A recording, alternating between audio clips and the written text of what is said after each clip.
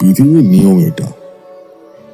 এই যাকে না হলে জীবন কাটানো অসম্ভব বলে মনে হয়, সে সরে গেলে হঠাৎ আবিষ্কার করা যায় তাকে বাদ দিয়েও দিব্যি চলে যাচ্ছে।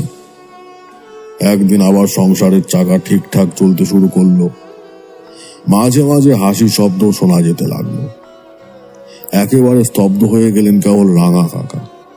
যে মানুষ হাতে কাজ না থাকলে ছটফট করত, সে সারাদিন বসে আছে ঘরের রেওয়াকে, চোখ দুটো উদাস, দীপ্তিহীন, মুখে একটাও কথা নেই। খাওয়ার সময় জোর করে ডেকে নিয়ে যেতে হয়।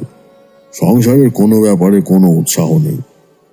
বাবাই তোড়জোড় করে রাঙা কাকিমার বাপের বাড়িটা বিক্রি করে টাকা নিয়ে এসে কাকাকে জিজ্ঞাসা করলেন, এই টাকা দিয়ে এখন কি করতে চাও?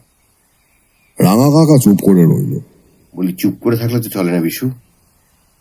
কপালে যা ছিল তা হয়েছে, এই তোমার টাকা, তোমাকেই ব্যবস্থা করতে হবে।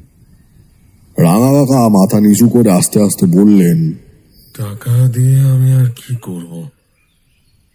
আপনি যা ভালো বোঝেন করুন।